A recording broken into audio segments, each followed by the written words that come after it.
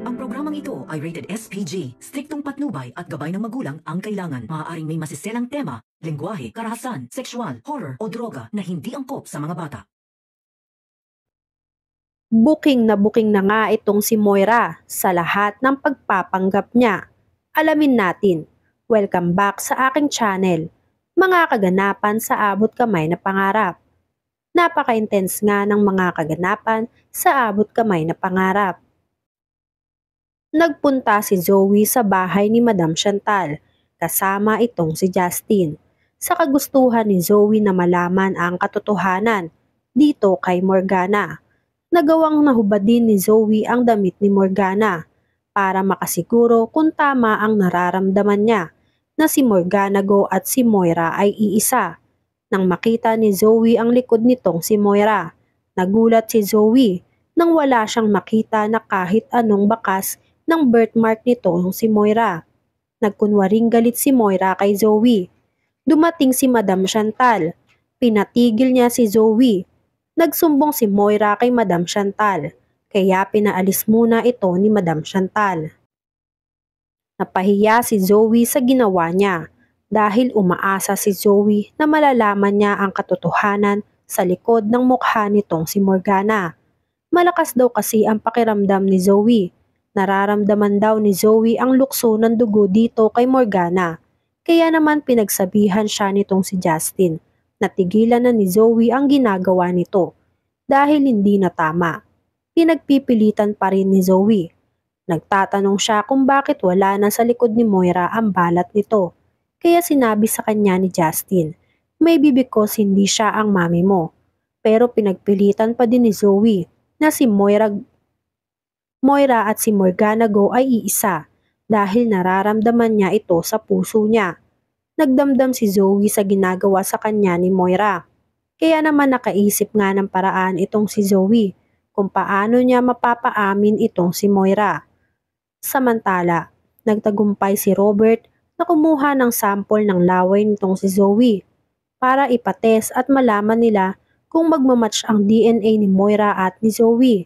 Tinawagan agad ni Robert si Annalyn para ibalita sa kanya na nakakuha na siya ng sample kay Zoe. Kaya naman agad pumunta si Robert sa Apex para mabilis na nilang malaman ang resulta ng dalawa. Pagdating ng Apex, pinuntahan ni Robert si Annalyn. Sabay silang nagpunta sa lab para ipatest ang nakuha nilang sample ng mag-inang si Zoe at si Moira. Paglabas ni Annalyn at Robert, pinag-usapan nila ang tungkol sa DNA test, kung paano malalaman na si Moira talaga si Morgana. Hindi alam ni Robert at ni Annalyn na nakikinig pala sa kanila ang muchacha nitong si Moira na si Olga. Narinig ni Olga lahat ng pinag-usapan nila ni Annalyn. Kaya naman nagmadali si Olga na i-report sana ito kay Madam Chantal. Tatawagan sana ni Olga si Madam Chantal. Sa kakamadali ni Olga, nalaglag ni Olga ang cellphone niya. Agad namang narinig ito nila Annalyn at sabay silang napalingon nitong si Robert. Nakita at namukaan ni Annalyn ang alalay ni Moira na si Olga.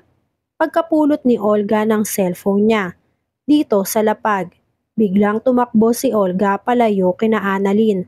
Hinabol naman ito ni Robert at ni Annalyn dahil panigurado na may alam na ito tungkol sa pinag-uusapan nila at tungkol sa DNA test.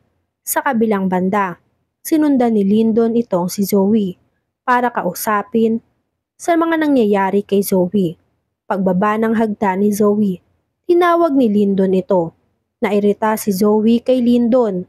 Sinabi ni Zoe kay Lyndon, ano na naman ang kailangan mo? Kaya naman sinabi ni Lyndon kay Zoe, hindi mo ba naiisip ang sitwasyon mo ngayon? Wala ka ng kakampi. Wala na yung nanay mo. Kaya naman biglang sumagot si Zoe, hindi ako nag-iisa. Hindi ako mag-isa sa buhay. Buhay si... At napahinto nga itong si Zoe sa pagsasalita niya. Nagtaka naman si Lyndon. Kaya tinanong niya si Zoe kung sino ang buhay na sinasabi nito. Nagkunwari na nagalit si Zoe dito kay Lyndon at agad nang nagpalusot si Zoe kay Lyndon. para hindi siya mahuli nitong si Lyndon. Samantala, sa Apex, patuloy na hinahabol ni Robert at Annalyn itong si Olga. Kinakailangan nila itong mahabol para mapagsabihan nila ito. Nakita sila nila Chang Susan at Josa na humahango sa paghahabol kay Olga. Kaya nagtanong ang mga ito kung bakit nila hinahabol ang babaeng iyon. Kaya naman sinabi nitong si Annalyn dito kay Chang Susan at kay Josa kung bakit nila hinahabol si Olga. Sinabi ni Annalyn, alam na ni Olga na pina-DNA test natin itong si Morgana at si Zoe. Dagdag pa ni Robert, siguradong magsusumbong yun kay Madam Chantal. Kaya naman sinabi ni Josa na ano pa ang hinihintay natin. Habulin na natin si Olga. Humangos na din itong sila Josa na habulin itong si Olga para maabutan nila at mapigilan itong si Olga na magdaldal at mag-report dito kay Madam Chantal. Samantala, nagmamadaling tumawag si Justin kay Madam Chantal. Pagsagot ni Madam Chantal sa tawag ni Justin, pinalita ni Justin na nabangga si Zoe. Tarantang-taranta naman si Madam Chantal sa nabalitaan niya tungkol kay Zoe. Dagdag pa ni Justin, nabangga po yung kotse niya. Tumama po ang ulo niya. Wala po siyang pulse. I think she's dead. Napawat nga lang itong si Madam Chantal sa binalita nitong si Justin. Pagbaba ng tawag nitong si Justin, sinabi agad ni Madam Chantal kay Moira ang nangyari sa anak nitong si Zoe. Nataranta din si Moira sa narinig niya. Gustong-gusto niyang pumunta at puntahan si Zoe. Pero pinipigilan siya ni Madam Chantal dahil baka makahalata si Zoe na alalang-alala siya dito kay Zoe. Pero hindi mapigilan ni Madam Chantal si Moira dahil kailangan daw siya ng anak niya ngayon. Kaya walang makakapigil sa kanya na magpunta.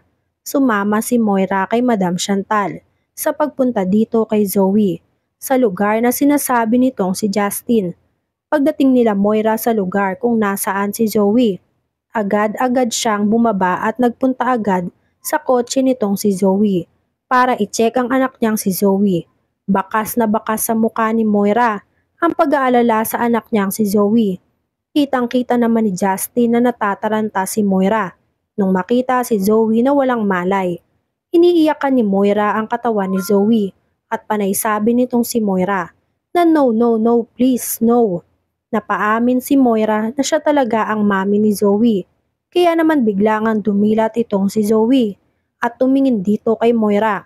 Nahuli ni Zoe si Moira at napasakay niya ito sa patibong at plano nilang dalawa ni Justin na magpanggap na may nangyari sa kanya para makita nila kung mag-aalala ba itong si Morgana Go.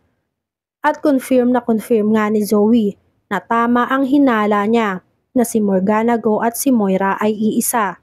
Nagulantang si Moira sa ginawa nitong si Zoe na pagpapanggap na nabangga para lang mahuli siya at malaman na tama siya. Hindi na nga makapagkaila si Moira, kaya napilitan na siyang umamin kay Zoe. Ano kaya ang magiging resulta ng DNA test ni Morgana Go at Zoe? Mapapalitan kaya nila Madam Chantal ang resulta ng dalawang mag-ina? Yan nga ang mga kaganapan at mga dapat nating abangan dito sa Abot Kamay na Pangarap. Kung gusto nyo pa ng mga gantong klaseng video ay mag-subscribe at i-like itong video na to. Maraming salamat po. Got you!